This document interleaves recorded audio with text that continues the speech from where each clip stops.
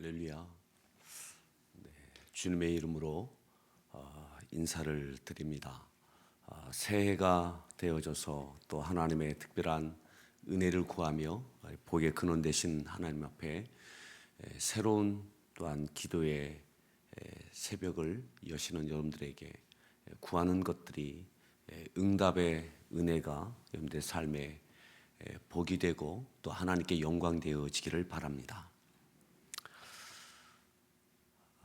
모두가 어려운 시간을 지내온 것 같지만 또 다 떨쳐내지 못한 여전히 어려움 또 복잡함이 우리 앞에 있습니다.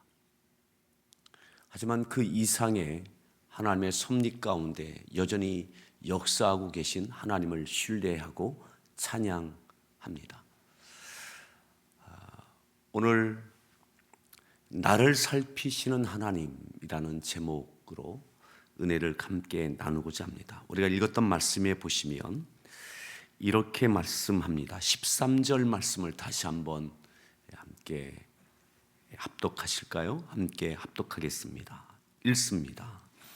하갈이 자기에게 이르신 여호와의 이름을 나를 살피시는 하나님이라 하였으니 이는 내가 어떻게 여기서 나를 살피시는 하나님을 배웠는가 합니다. 다시 한번 보십시오.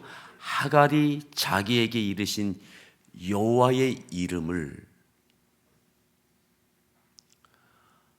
하갈이 하나님의 이름을 붙여드렸습니다. 이전에는 없었던 하나님의 이름입니다. 이 이름은 하갈이 만난 하나님입니다. 하갈이 만나본 하나님은 나를 살피시는 하나님, 바로 엘로이 하나님, 나를 감찰하시는 하나님, 나를 주목하고 계셨던 하나님. 하갈은 누구입니까? 16장 1절부터 내용을 보면 애굽 사람입니다. 그리고 이제는 아브라함 가정에 사라의 몸종으로 살고 있는 여인입니다. 사라라는 이름의 뜻을 보면 아마 부모님으로부터 받은 이름은 아닌 것 같습니다. 그의 살아온 인생, 그 인생을 지칭하는 별명처럼 붙여진 이름으로 생각되어집니다. 아마 부모님이 주신 이름이라면 축복의 마음을 담아 소망을 담은 좋은 뜻의 이름을 붙였을 것입니다. 그런데 하갈이라는 이름은 도망하다, 도주하다, 이주하다 라는 뜻을 갖고 있습니다. 애굽에서 이곳에, 또 오늘 이 본문에 보면 그는 또다시 도망합니다. 그만한 이유가 있고 그만한 설득력 있는 삶의 정황이 있습니다. 어쩔 수 없는 선택의 도주이고 이주일 수 있습니다. 부모님으로부터 받은 이름이라면 이러한 이름은 짓지 않았을 것입니다. 애굽에서 온 사라, 그리고 또다시 사라의 집에서 도망하고 있는 사라. 이 사라의 측면으로 이 성경을 본다면 내가 왜 이러한 삶을 살아야 되는지, 특별히 아브라함의 가정에서 아브라함과 사라를 통하여 하나님을 만나게 됩니다. 절대적인 신앙은 아니었을지 모르겠지만 그 나름대로의 하나님을 향한 믿음을 갖게 되어집니다. 하나님께서는 아브라함을 주목하고 계시고 사라를 주목하여 그의 인생 가운데 개입하시고 역사하시는 하나님인 줄만 알았는데, 그 하나님께서 애굽에서 온, 그리고 몸종의 삶을 살고 있는 사라를 향해서도, 이 하갈을 향하여서도 하나님은 주목하고 계신 거죠. 나를 살피신 하나님, 아브라함의 하나님, 사라의 하나님일 뿐만 아니라 나의 하나님이 되시는구나. 오늘 이 새해에 여의도 침례교회의 우리 모든 성도님들의 삶을, 신앙을 하나님은 주목하고 살피시는 하나님이신 줄 믿습니다. 그 하나님을 신뢰하는 마음을 갖고 오늘 이 새벽에 이 기도의 자리에 나온 줄 믿습니다. 자, 우리가 읽었던 말씀 찬찬히 좀 보도록 하겠습니다. 7절에 보면 이렇게 말씀하죠.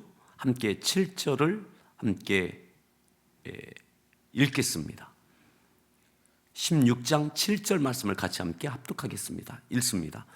여호와의 사자가 광야의 샘물 곁 곧 샘 곁에서 그를 만나. 그곳에서 하갈을 여호와의 사자가 만나 주십니다. 8절 이어서 읽습니다. 이르되 사레의 여종 하갈아, 내가 어디서 왔으며 어디로 가느냐? 그가 이르되 나는 내 여주인 사레를 피하여 도망하나이다. 내 여주인 사레를 피하여 도망하나이다. 나는 도망하고 있습니다. 내 여주인 사레를 피해서 도망할 수밖에 없었습니다. 어떤 선택도 할 수 없는, 이러다 죽을 것 같은 사례로 인한 학대를 받았다.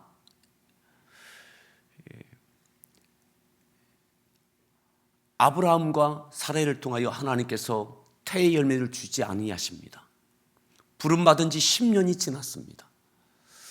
사례가 생각하기를 아브라함을 설득합니다. 하나님께서 내 여종을 통하여 당신에게 태 임신케 하여 주시기를 원한다고. 그리하여 그의 몸종 하갈을 통하여 임신하게 됩니다. 임신한 후에 이 하갈은 사례를 업신 여기는 그러한 행위를 하게 되어집니다. 이것으로 인하여 사라가 아브라함에게 항의를 하고 그의 어려움을 토로하고, 그리하여 이 하갈은 도망하는 일이 벌어지게 된 거죠.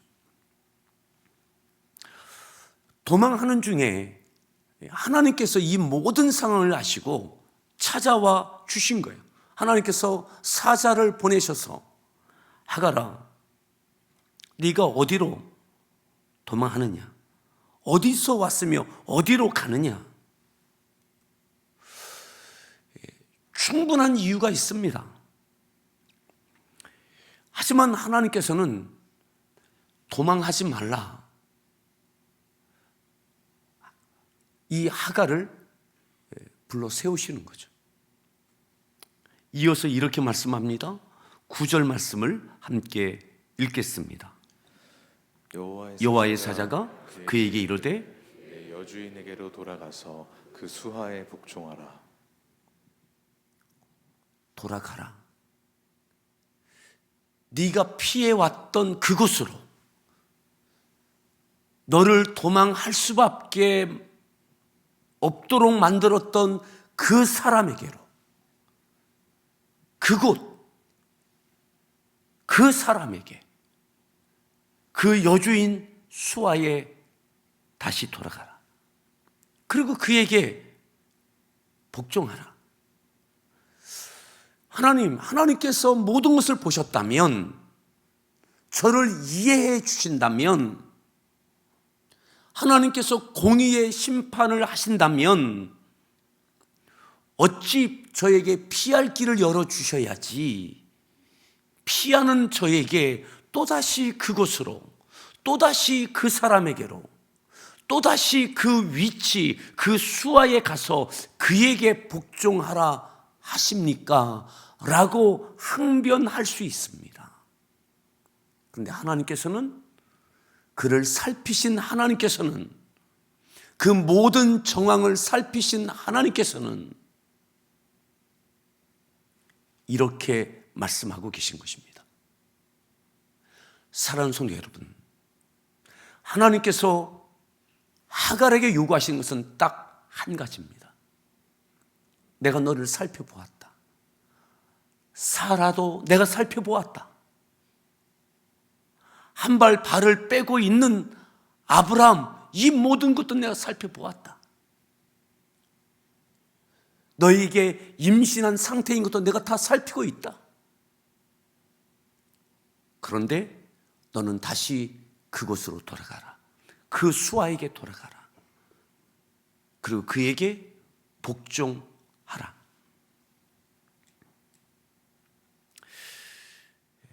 그리고 하나님께서 이렇게 말씀하십니다. 10절 말씀입니다. 10절 읽습니다.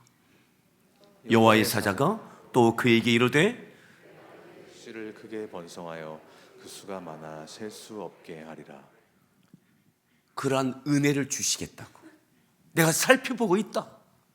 다시 그곳, 그 수하에, 그리고 그렇게 복종하면 내가, 그리고 네가 임신한 네 씨를 통하여 크게 번성하게 하겠다. 수를 셀 수 없을 만큼 내가 그 은혜를 주겠다. 이어서 11절 하나님께서 계속해서 이렇게 약속하십니다. 11절입니다. 여호와의 사자가 또 그에게 이르되 내가 임신하였은즉 아들을 낳으리니 그 이름을 이스마엘이라 하라. 이는 여호와께서 내 고통을 들으셨음이니라. 여호와께서 네 고통을 들으셨습니다. 사랑하는 성도 여러분, 오늘 어쩌면 우리의 기도가 고통의 기도일 수 있습니다. 답답함의 토로일 수 있습니다. 탄식의 기도일 수 있습니다. 또다시 우리에게 하나님께서는 내가 다 들었다.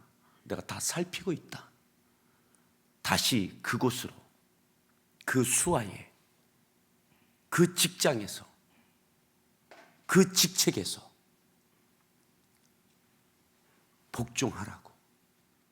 가정에서 다시 그 위치에서 순종하라고.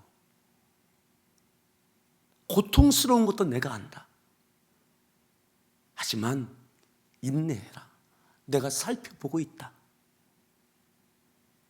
그리고 어느 시점이 되어지면 내가 번성케 하겠다.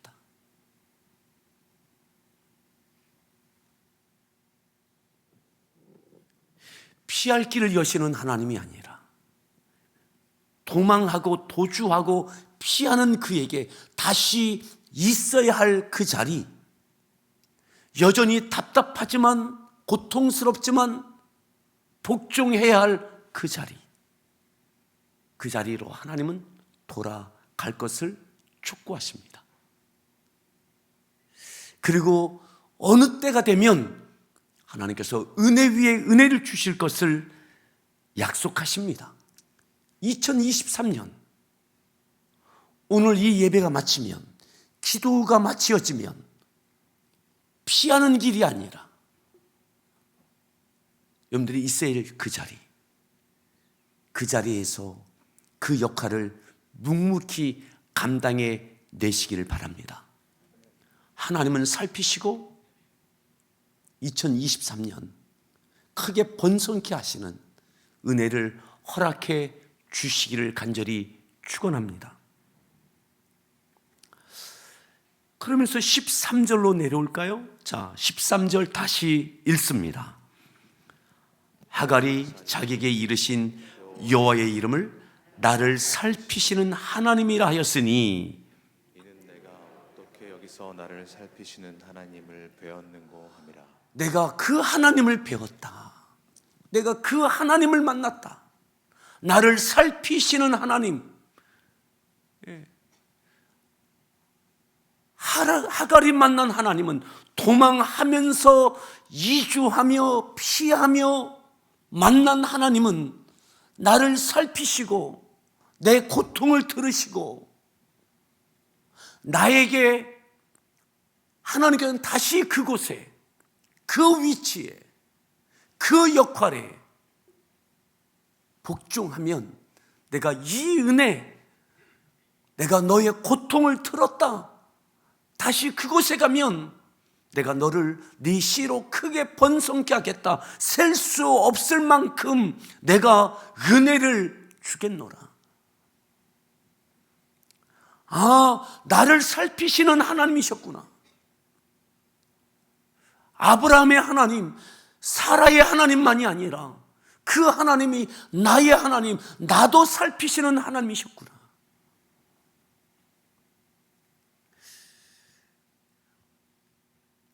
그렇습니다.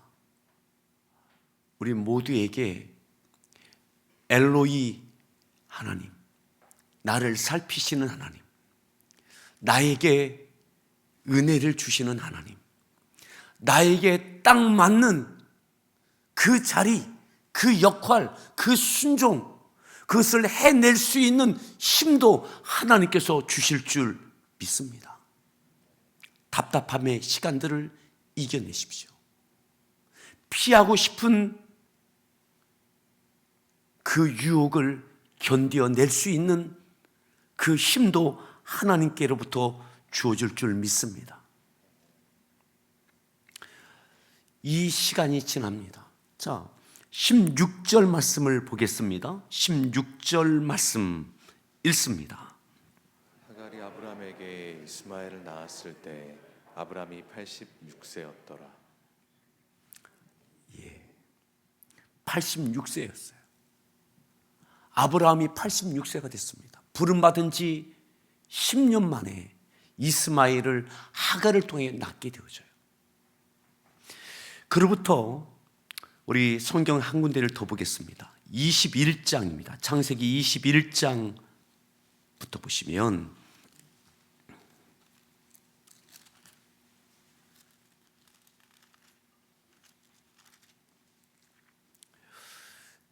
8절 말씀을 함께 볼까요? 자, 21장 8절 말씀 읽습니다. 아이가 자라매 젖을 떼고 이삭이 젖을 떼는 날에 아브라함이 큰 잔치를 베풀었더라. 그리고 그로부터 한참의 시간이 지납니다.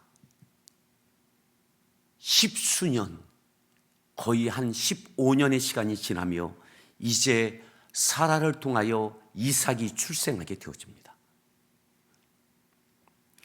이삭이 젖을 뗄 때가 되어져서 큰 잔치를 벌입니다.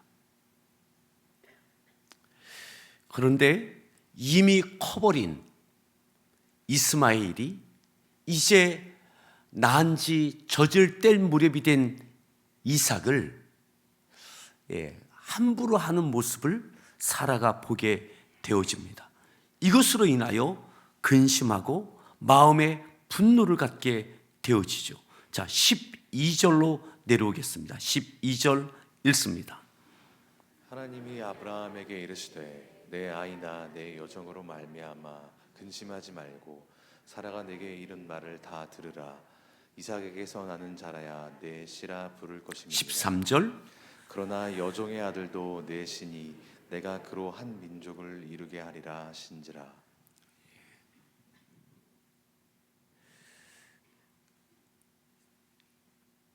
좋은 일이 있게 되어졌습니다.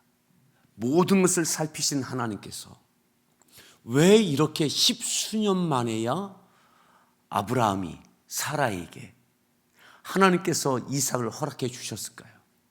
여러 가지 이유가 있겠지만 그 중에 중요한 한 가지의 요소가 있다면 하나님께서 10수년 전에 아브라함이 사라가 하갈에게 행하였던 일들인 것입니다. 그들에게는 십수년의 시간이 필요할 만큼 모든 것을 살피시는 하나님께서는 십수년이 지난 다음에서야 이제 이삭을 얻게 하셨어요. 낳은 일로 인하여 이 가정에 또다시 불화가 생겼습니다. 결국 아브라함은 사라의 뜻을 따라 하갈과 이스마엘을 그 가정에서 내어 쫓게 되어집니다. 내어 보냅니다. 그에게 떡과 가죽 부대에 물을 준비시키고 그 모자를 내어 보냅니다. 도망이 아니라 쫓겨나게 되어집니다. 아마 하갈은 십수년 전에 있었던 사라를 피하여 도망하였던, 그리고 나를 살피시고 나를 찾아와 만나 주셨던 그때를 다시 떠올렸을 것입니다. 아마 그때보다 더 막막하였을 것입니다. 내 인생은 왜 이렇게 되어져야 되는가 심각한 자괴감에 시달렸을 것입니다. 그는 쫓겨나 브엘사마 광야길에 들어서게 되어집니다. 15절에 보면 이렇게 말씀하죠. 자, 15절 말씀을 함께 읽습니다. 가죽 부대에 물이 떨어진지라 그 자식을 관목덤불 아래 16절 이르되 아이가 죽는 것을 참아 보지 못하겠다 하고 화살 한바탕 거리 떨어져 마주 앉아 바라보며 소리 내어 우니 물과 떡이 떨어지고 이제 죽게 되어졌구나. 내가 어떻게 아들 이스마엘이 죽는 것을 내가 어떻게 참아 볼 수 있겠는가. 그는 울며 소리내어 울며 탄식하며 비참한 모습을 보이게 되어지죠. 이어서 17절 말씀 읽습니다. 하나님이 그 어린아이의 소리를 들으셨으므로 하나님의 사자가 하늘에서부터 하갈을 불러 이르시되 하갈아 무슨 일이냐 두려워하지 말라 하나님이 저기 있는 아이의 소리를 들으셨나니. 하나님께서 또다시 돌아보십니다. 또다시 살피십니다. 하갈과 이스마엘의 우는 소리, 탄식의 눈물의 기도 소리를 들으십니다. 그리고 찾아오신 거죠.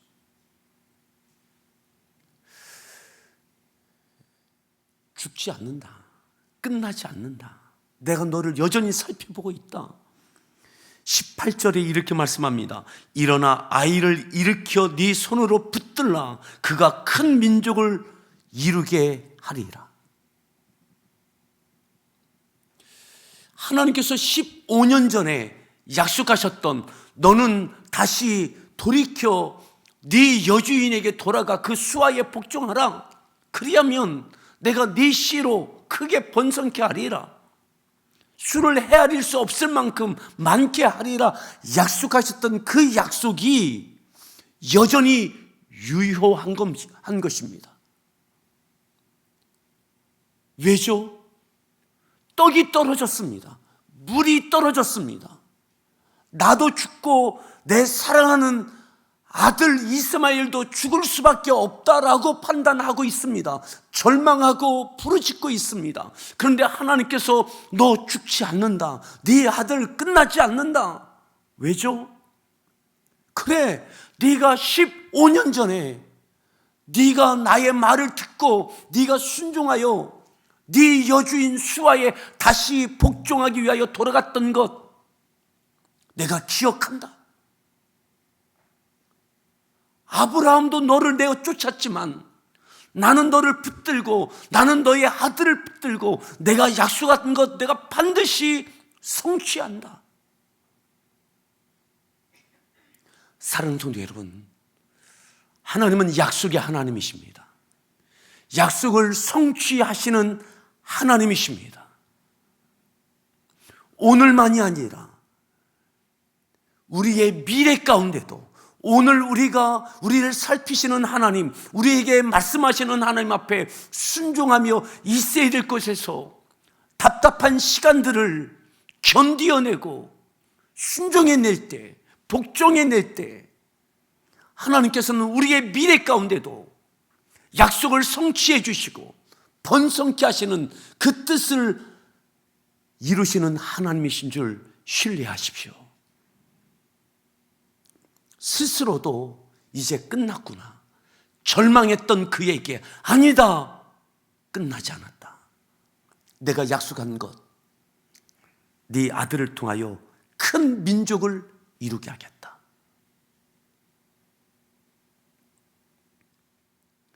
어쩌면 우리 성도님들에게도 그 언젠가 과거의 어떤 그 시점에 하나님의 약속을 붙들고 순종하고 복종한 것이 계시다면, 그런데 오늘 창세기 21장과 같은 내 스스로가 더 이상의 가능성이 없다라고 판단하는 그 지점에 있다면 끝나지 않았습니다. 하나님께서 그때 약속하신 것, 그때 응답하신 것, 그것은 여전히 유효합니다. 탄식하며 모든 것이 떨어졌은 그때에도 하나님 붙드시고 약속을 성취하시는 하나님이신 것을 신뢰하십시오. 우리에게 창세기 16장의 상황이 되어지든 창세기 21장의 상황이 되어지든 하갈의 하나님, 나를 살피시는 하나님, 나를 찾아오시는 하나님, 엘로이 하나님, 나를 통해서 역사하시는 하나님, 그 하나님의 역사가 우리 모든 성도들의 삶 가운데, 오늘 그 기도 가운데 다시 뜨겁게 하나님을 만나는 은혜가 있기를 간절히 축원합니다.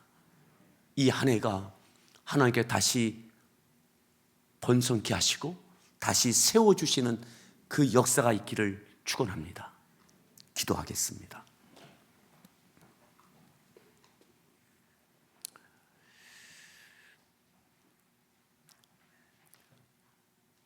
애굽에서 팔레스틴까지 어떤 사연이 있는지 모르겠지만 하갈은 이곳까지 왔습니다. 이주하다, 도망하다, 사라의 몸종으로 살며 바깥 주인의 아이를 갖게 되어지고, 그리고 그는 견딜 수 없는 갈등으로 인하여 도망하게 되어집니다. 억울함에 답답함에 그 학대에 못 이겨 피하여 이주하게 되어집니다. 나를 살피시는 하나님, 나를 찾아오시는 하나님, 하나님, 아브라함의 하나님, 사라의 하나님인 줄 알았는데 변변치 않아 보이는 나의 하나님으로 찾아오신 하나님, 그 하갈이 다시 수하에 들어가 복종합니다. 그리고 하나님은 약속을 성취해 가십니다. 오늘 이 새벽에 새로운 한 해를 시작하며 기도의 자리에 나온 저희에게 살피시는 하나님, 찾아오시는 하나님, 또한 저희들이 있어야 될 곳으로 다시 돌이켜 가게 하실 그곳에서 견디어내고 순종해내고 복종해내고 직장과 가정과 교회 공동체에 주어진 사역의 자리에서 하나님, 저희를 살피시는 하나님으로 인하여 하나님께 인정받으며 하나님께 또다시 약속해 주시는 그 약속을 성취하시는, 크게 번성케 하시는, 수를 헤아릴 수 없을 만큼 크게 하시는 하나님의 은혜를 경험케 하여 주시옵소서. 그 은혜를 기대하는 저희에게 감당할 수 있는 믿음을 더하여 주시옵소서. 기도의 문을 여시는 하나님, 응답의 문을 열어 주시옵소서. 저희의 삶에 하나님의 역사를 경험케 하여 주시옵소서. 예수님의 존귀하신 이름으로 간절히 기도하옵나이다.